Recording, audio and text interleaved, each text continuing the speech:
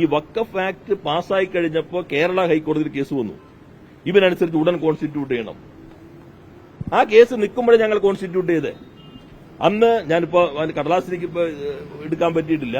ഞാൻ മനസ്സിലാക്കുമ്പോൾ അന്ന് നമ്മൾ പറഞ്ഞ ഈ കാര്യം ഞങ്ങൾ ഇതാ ഒഴിച്ചിട്ടിരിക്കുന്നത്. അപ്പൊ കോടതി പറഞ്ഞു ഞങ്ങൾ അതിലേക്ക് പോകുന്നില്ല, ഞങ്ങൾ കോൺസ്റ്റിറ്റ്യൂട്ട് ചെയ്തല്ലോ, അതുകൊണ്ട് കേസ് ഡിസ്പോസ് ചെയ്തു.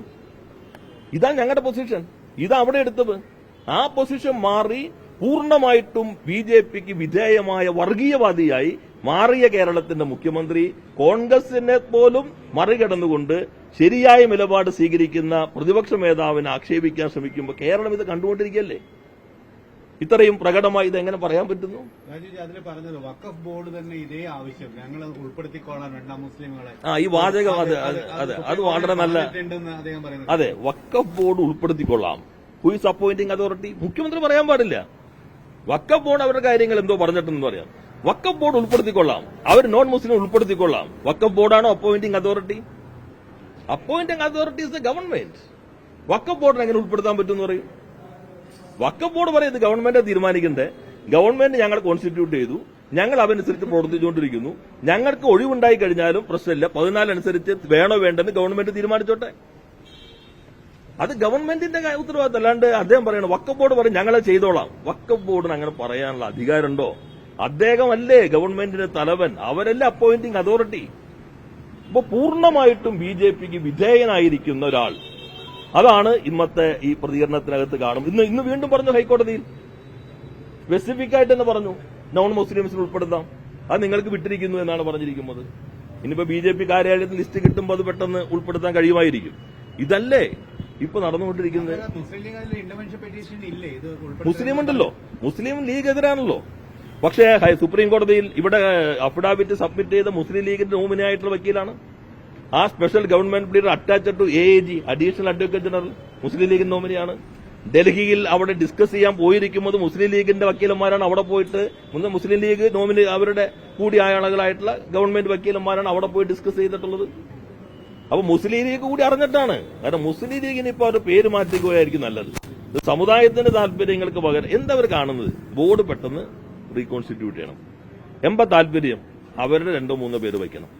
2006 ഇപ്പോ VS വന്നില്ലേ കേരളത്തിൽ അധികാരത്തിൽ, LDF ഗവൺമെന്റ്. അപ്പോ ആ ഗവൺമെന്റ് വരുമ്പോൾ ഒരു ബോർഡുണ്ട്. ഉമർ അലി തങ്ങൾ ചെയർമാനായിട്ട്, ലീഗിന്റെ നേതാവാണ്, പാണക്കാടാണ്. ഞങ്ങൾ തൊട്ടില്ലല്ലോ, എല്ലാ സഹകരണവും അറിയില്ലോ. 2008 കാലാവധി കഴിഞ്ഞ് പുതിയ ബോർഡ് വന്നു. 2016 പിണറായി മുഖ്യമന്ത്രിയായല്ലോ, LDF വന്നു. അപ്പൊ റഷീദ് അലി തങ്ങൾ, പാണക്കാട് റഷീദ് അലി തങ്ങൾ അധ്യക്ഷനായിട്ടുള്ള ബോർഡാണ്. ഞങ്ങൾ അനക്കിയില്ലല്ലോ. 19 വരെ നിന്നു, 3 വർഷം ആ ബോർഡ് നിന്നു. ഇവര് ഇപ്പോ മന്ത്രി പറയുന്നിട്ട് അത് ഇടതുപക്ഷം വെച്ച ബോർഡല്ലേ. അതാ പ്രശ്നം. അവർക്ക് മുസ്ലിം താല്പര്യമല്ല, സമുദായ താല്പര്യമല്ല, മതനിരപേക്ഷ താല്പര്യമല്ല, തങ്ങൾക്ക് ഇഷ്ടപ്പെട്ട ആളുകളെ തങ്ങളുടെ താല്പര്യങ്ങൾക്ക് വേണ്ടി അവിടെ സ്ഥാപിക്കുക എന്നതിനകത്തേക്ക് ചുരുങ്ങിയിരിക്കുന്നു. അതിവേഗതയിൽ ഈ ഗവൺമെന്റ് 2 മാസം കഴിഞ്ഞപ്പോഴേക്കും തുറന്നു കാട്ടപ്പെട്ടിരിക്കുന്നു. BJP ഡീൽ എന്നുള്ളത് പൂർണ്ണമായിട്ടും UDF ആയിട്ടായിരുന്നു എന്ന് ഒരു BJP ഗവൺമെന്റ് പോലും ഇങ്ങനെ ചെയ്യില്ല. ഇത്രയും വേഗതയിൽ നടപ്പിലാക്കിയിട്ടില്ല. അതിനേക്കാൾ വേഗതയിലാണ്. ഏതെങ്കിലും BJP മുഖ്യമന്ത്രി പറഞ്ഞിട്ടുണ്ട് സുപ്രീം കോടതി തള്ളി ഇത് ബൈൻഡിംഗ് ആണ്, വേറെ വഴിയില്ലെന്ന്? ഒരു BJP മുഖ്യമന്ത്രി പറഞ്ഞിട്ടില്ല. അത് പറഞ്ഞ ഏക ഇന്ത്യയിലെ മുഖ്യമന്ത്രി, നന്നായി കാര്യങ്ങൾ മനസ്സിലാക്കുന്ന, നിയമം അറിയാവുന്ന, നന്നായി പഠിക്കുന്ന, വായിക്കുന്ന, കാര്യങ്ങൾ അറിയുന്ന മുഖ്യമന്ത്രി എന്ന് നിങ്ങൾ എല്ലാവരും പറയുന്ന ശ്രീ VD സതീശനാണ് ഈ കേസ് തള്ളി. ഇനി വളരെ മൗലികമായ പ്രശ്നമല്ലേ സുപ്രീം കോടതി പരിഗണിച്ചുകൊണ്ടിരിക്കും. തള്ളി എന്ന് പറഞ്ഞിട്ട് ഞങ്ങൾ അതുകൊണ്ടാണ്. അപ്പൊ അത് നിന്നില്ലല്ലോ. അപ്പൊ ഉടൻ തന്നെ ഉത്തരവ് റദ്ദാക്കണം. ഈ ബോധത്തിലാണ് നിങ്ങൾ കോടതിയിൽ സമീപനം സ്വീകരിച്ചതെങ്കിൽ ആ ബോധമായിരുന്നു എനിക്ക് കിട്ടിയത്. തെറ്റാണെന്ന് മനസ്സിലായിരുന്നു. ഇപ്പൊ നിലപാട് സ്വീകരിക്കണ്ടേ? അതാണ് ഇന്നത്തെ പത്രസമ്മേളനം. ബാക്കി കാര്യങ്ങളിലേക്ക് ഞാൻ പോകുന്നു, ഒത്തിരി പറയാൻ. എനിക്ക് ഇൻവെസ്റ്റ് കേരളയിലെ ഒരു സംശയം, അതായത് അവർക്ക് കാണാൻ പറ്റുന്നില്ല. പ്രതിനിധികൾ ഒരു ഇലക്ട്രിക് ബോട്ട് നിർമ്മാണവുമായി ബന്ധപ്പെട്ട് ഒരു MOU സൈൻ ചെയ്തതായത് ടാറ്റയുടെ കൂടി ഉൾപ്പെട്ട പ്രതിനിധികൾ കൊച്ചി. ഞാൻ ഇതിന്റെ ചിത്രം എല്ലാം നിങ്ങളെ കാണിച്ചതാണ്. അതേ പ്രോജക്റ്റിനെ കുറിച്ചാണോ ഈ ചർച്ച വരുന്നത്? അതേ ആളില്ലെന്ന് ഞാൻ കാണിക്കണേ വീണ്ടും വേണ്ടല്ലോ, നിങ്ങളുടെ ഉണ്ടാവുമല്ലോ.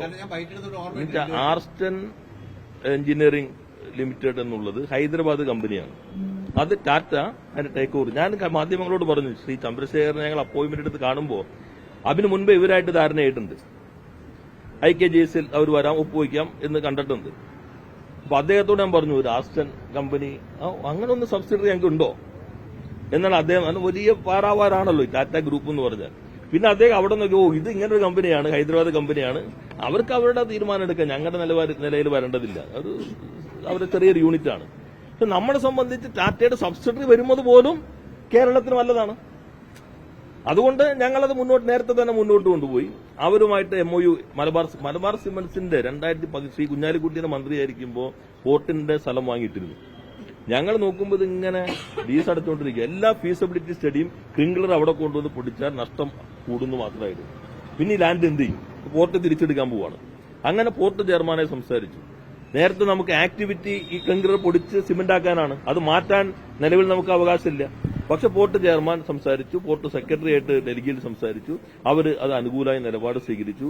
അപ്പൊ ഇവരും റെഡിയായി. അങ്ങനെയാണ് ഈ ഷിപ്പ് എന്ന് പറയുന്ന ചെറിയ ഡിഫൻസിന്റെ ബോട്ടാകാം, വാട്ടർ മെട്രോയ്ക്ക് അവർക്കും താല്പര്യമുണ്ട്. അങ്ങനെയുള്ള ബോട്ടുകളുടെ നിർമ്മാണത്തിനാണ് ഇവര് ടെക്നോളജിയാണ് ഇവർ പ്രൊവൈഡ് ചെയ്യുന്നത്. നമ്മുടെ 58 കോടിയുണ്ട് മലബാർ സിമന്റ്സിന്റെ ലീസ് മുടക്കിയത്, അത് നമ്മുടെ ഷെയറായിട്ട് കണക്കാക്കും. പിന്നെ ഒരു ഇൻവെസ്റ്റർ കൂടി അവർ കൊണ്ടുവരും. അങ്ങനെ ഒരു സംയുക്ത പ്രൊജക്ടായിട്ടാണ് അവന്റെ MOU ഒപ്പുവെച്ചു, IKJS ഒപ്പുവെച്ചു. അതിനുശേഷം MOU അംഗീകരിച്ചുകൊണ്ട് ഗവൺമെന്റ് ഉത്തരവ് 2026 ഫെബ്രുവരിയിൽ ഇറങ്ങി. പോർട്ടിന്റെ ഉത്തരവ് ഈ ലാൻഡിന്റെ ഇപ്പൊ മട്ടാഞ്ചേരി വാർഫിനോട് ചേർന്നിട്ടാക്കി മാറ്റി. നേരത്തെ ഇപ്പുറത്ത് എറണാകുളം വാർഫിന്റെ ഭാഗത്ത് മട്ടാഞ്ചേരി വാർഫിനോട് ചേർന്നിട്ട് മാറ്റി. അപ്പൊ അത് വരികയാണ്. പിന്നെ അദ്ദേഹം പറഞ്ഞ സ്പേസ് സംബന്ധിച്ചൊരു പുതിയ ഈ സ്പേസിന്റെ നമ്മളിപ്പോ ഇവിടെ തുടങ്ങിയല്ലോ, സ്പേസ് പാർക്ക് തുടങ്ങി കഴിഞ്ഞ ഗവൺമെന്റ്. പിന്നെ കഴിഞ്ഞ ദിവസം മന്ത്രി പറഞ്ഞു ലോജിസ്റ്റിക്കിൽ പുതിയ പോളിസി വന്നു. 2025 റാങ്കിങ്ങിൽ, നമ്മുടെ ലീഡ്സ് റാങ്കിങ്ങിൽ കേന്ദ്രത്തിന്റെ നമ്മൾ ഹൈ പെർഫോമറായി. നേരത്തെ ആസ്പയറർ ആയിരുന്നു. ഇപ്പൊ നമ്മൾ ഗവൺമെന്റ് കാണേണ്ടത് ഇൻവെസ്റ്റ്മെന്റിന്റെ കാര്യത്തിൽ ഇന്ന കാര്യങ്ങൾ നടന്നിട്ടുണ്ട്, ഞങ്ങളത് മുന്നോട്ട് കൊണ്ടുപോകുന്നു, പ്രതിപക്ഷവും അതിനോട് സഹകരിക്കണം, നമുക്ക് ഒന്നിച്ച് ശ്രമിക്കാം, ഇതാണല്ലേ ചെയ്യേണ്ടത്. മുഖ്യമന്ത്രി ആകണമെന്ന് പറയുന്നത് ഇതിന്റെ അടിസ്ഥാനത്തിൽ ചിലപ്പോൾ നമ്മളെല്ലാം സംസാരിക്കുമ്പോൾ മീഡിയ ഇന്റർവ്യൂ ചിലപ്പോൾ മാറിപ്പോയെന്ന് വരാം. പക്ഷെ മാറിപ്പോയിട്ടും അദ്ദേഹം ടാറ്റയുടെ പ്രതിനിധികൾ എക്കണോമിക് ടൈംസിലൂടെ ഞങ്ങളാകെ അമ്പരന്ന് പോയി എന്ന് ചരിത്രത്തിലാദ്യമായി പറയുന്നത് വരെ ഇത് പൊതു നിക്ഷേപമാണ് എന്ന ഒരു ചെറിയ പരാമർശം നിങ്ങൾ ആരോടെങ്കിലും നടത്തിയോ?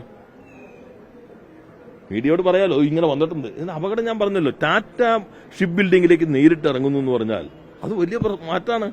ഉടൻ ടാറ്റയുടെ ഓഹരി കൂടും, മൂല്യം കൂടും, മലയാളികളും വാങ്ങിക്കും, എല്ലാവരും വാങ്ങിക്കും.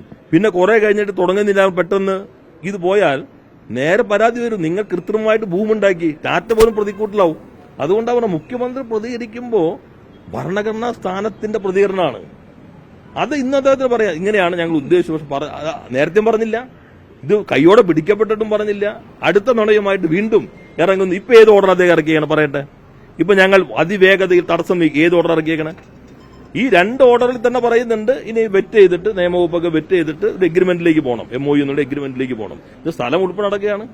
ഇനി ഞങ്ങളെക്കാൾ വേഗത്തിൽ അവർ പോകുന്നതെങ്കിൽ സന്തോഷം, ഞങ്ങൾ അതിനെ പിന്തുണയ്ക്കുമല്ലോ. കാരണം ഞങ്ങളുടെ കാലത്ത് തുടങ്ങിയൊരു പദ്ധതി ഞങ്ങൾ ഉദ്ദേശിക്കുന്നതിനൊക്കെ വേഗത്തിൽ ഇവർ കൊണ്ടുപോകുന്നുവെങ്കിൽ നാടിന് നല്ലതാണല്ലോ. അതിന് പകരം അതിനകത്ത് കേട്ടത് ഇങ്ങനെ കടിച്ച് വെറുതെ പല്ല് കളയേണ്ട വല്ല കാര്യമുണ്ടോ? സർക്കാരിന്റെ കാലത്ത് 2 ഒഴിവുകൾ ഒഴിച്ചിട്ടിരുന്നു, അത് ഈ മുസ്ലിങ്ങളെ നിയമിക്കാനാണെന്നുള്ളതാണ് CM ഉദ്ദേശിച്ചത്. അത് അദ്ദേഹം ചിന്തിക്കുന്നത് ഞങ്ങൾ പറഞ്ഞിട്ടില്ലല്ലോ. അതിലെ ഒഴിവെന്താ കാരണം വളരെ സ്പെസിഫിക് ആണല്ലോ. ഞാനത് നിങ്ങൾ ശരിക്കും കഴിഞ്ഞ ബ്രീഫിംഗിൽ ഞാൻ പറഞ്ഞു, 2 പേരെങ്കിലും മുസ്ലിം വേണം എന്നുള്ളതാണ് നിയമം. മുസ്ലിം നോൺ മുസ്ലിം വേണം എന്നുള്ളത്. മുസ്ലിം എത്ര വേണമെന്ന് പറഞ്ഞിട്ടേ ഇല്ല കേട്ടോ. 3 കാറ്റഗറിയാണ് മുസ്ലിം വിഭാഗത്തിന് വേണ്ടത്. അതിന്റെ പ്രൊവൈസോ വായിച്ചാൽ നിങ്ങൾക്കറിയാം. എന്നാൽ ഈ വിഭാഗത്തിന് മുസ്ലിമിൽപ്പെട്ട യോഗ്യരായ ആളുകളില്ലെങ്കിൽ മറ്റവരെ നിയമിക്കാം. നേരത്തെ MP മുസ്ലിം MP ആയിരിക്കണം, MLA മുസ്ലിം ആയിരിക്കണം, എല്ലാം CEO മുസ്ലിം ആയിരിക്കണം. ഇപ്പോ മുസ്ലിം 3 വിഭാഗത്ത് വരണം. അവിടെ ആളില്ലെങ്കിൽ നോൺ മുസ്ലിമിനെ വയ്ക്കാം. പക്ഷെ മൊത്തമെടുത്താൽ 2 പേർ മുസ്ലിം ആയിരിക്കണം. അതെ, ആ 2 ഒഴിവ് വിട്ടിരിക്കുന്നത് സുപ്രീം കോടതി കേസ് നിൽക്കാണ്. സുപ്രീം കോടതി സ്റ്റേ ചെയ്തിട്ടില്ല, സുപ്രീം കോടതി തീരുമാനം വന്നിട്ടില്ല. സുപ്രീം കോടതി പരിഗണിച്ചുകൊണ്ടിരിക്കുമ്പോ തമിഴ്നാടും 2 ഒഴിവിട്ടു, അവരും വച്ചിട്ടില്ല. തമിഴ്നാടും വയ്ക്കാത്തതുകൊണ്ടാണ്. സുപ്രീം കോടതി പരിഗണിക്കുമ്പോൾ ഞങ്ങൾ പരിഗണിച്ചുകൊണ്ടിരിക്കുമ്പോൾ തന്നെ നിങ്ങൾ എന്തുകൊണ്ട് 2 നോൺ മുസ്ലിമിനെ വെച്ചു എന്ന് പറഞ്ഞാൽ സുപ്രീം കോടതി നമുക്കെതിരാവില്ലേ? ഞങ്ങൾ എന്ത് പറയും? സുപ്രീം കോടതി പരിഗണന ഇരിക്കുന്നത് കൊണ്ട് ഞങ്ങൾ 2 ഒഴിവുകളാണ് ഇട്ടിരിക്കുന്നത്. നിങ്ങൾ ഏത് തീരുമാനം എടുക്കുന്നോ ആ തീരുമാനം ലോ ഓഫ് ദ ലാൻഡ് ഞങ്ങൾ നടപ്പിലാക്കും. പക്ഷെ നിങ്ങൾ പരിഗണിച്ചുകൊണ്ടിരിക്കുന്നത് കൊണ്ട് ഞങ്ങൾ ഈ 2 എണ്ണം നികത്തിയിട്ടില്ല. എന്നാൽ നോൺ മുസ്ലിമായി നമ്മൾ പറഞ്ഞിട്ടില്ല. 2 ഒഴിവുകൾ പിന്നീട് നികത്തും. ഇതാണ് കാര്യം. കാരണം ഞങ്ങളുടെ നിലപാടത് കോടതി പറഞ്ഞിട്ടുണ്ട്. ഇപ്പം എന്ത് സംഭവിച്ചു? ഇനി സുപ്രീം കോടതി പോയിട്ട് നമ്മുടെ കേരളത്തിന്റെ വക്കീൽ എഴുതിക്കാൻ പറ്റൂ? പ്രത്യേകിച്ച് ഈ കേസ് തന്നെ തള്ളി ബൈൻഡിംഗ് ആണെന്ന് മുഖ്യമന്ത്രി ഒഫീഷ്യലി ഡിക്ലെയർ ചെയ്തു. കേരളത്തിന്റെ വക്കീൽ സുപ്രീം കോടതി തന്നെ സീനിയർ വക്കീൽ പറഞ്ഞു നോൺ മുസ്ലിമിനെ ഞങ്ങൾ ഉൾപ്പെടുത്താം. ഞങ്ങൾ കേരള ഹൈക്കോടതിയിൽ അതിന് അണ്ടർടേക്കിംഗ് കൊടുത്തിട്ടുണ്ടെന്ന് കേരളത്തിന്റെ സീനിയർ കൌൺസിൽ പറഞ്ഞു, കേരളത്തിന്റെ കൌൺസിൽ പറഞ്ഞു. ഇന്ന് ഹൈക്കോടതിയിൽ കേരളത്തിന് വേണ്ടി അഡ്വക്കേറ്റ് ജനറലാണെന്ന് തോന്നുന്നു, അദ്ദേഹം പറഞ്ഞു ഞങ്ങൾ 2 നോൺ മുസ്ലിമിനെ ഉൾപ്പെടുത്താം. എഴുതി കൊടുത്ത സ്റ്റേറ്റ്മെന്റിനകത്ത് പറഞ്ഞിരിക്കുന്നു strictly in compliance with the mandate of the section 14 of this act. ഇനി ഏതെങ്കിലും ഉദ്യോഗസ്ഥൻ IASകാരന് പോയിട്ട് ഇതിന് വിരുദ്ധമായിട്ട് നോൺ മുസ്ലിമിനെ മാറ്റി ഓർഡർ ഇറക്കാൻ പറ്റുമോ? കോടതി പോയി നിൽക്കേണ്ടി വരില്ലേ കോട്ട ലക്ഷ്യം? പക്ഷെ ഇപ്പൊ അദ്ദേഹം പറഞ്ഞു ബൈൻഡിംഗ് ആണെന്ന് പറഞ്ഞു. സുപ്രീം കോടതി തീരുമാനിക്കുന്നതിന് മുമ്പ് തന്നെ മുഖ്യമന്ത്രി ബൈൻഡിംഗ് ആക്കി കളഞ്ഞു. ഇതാണ് ഏറ്റവും അപകടകരം. അപ്പൊ യഥാർത്ഥത്തിൽ വർഗീയവാദി BJPയുടെ അജണ്ട നടപ്പിലാക്കുന്ന ഒരാളായി കേരളത്തിന്റെ മുഖ്യമന്ത്രി മാറിയിരിക്കുന്നു.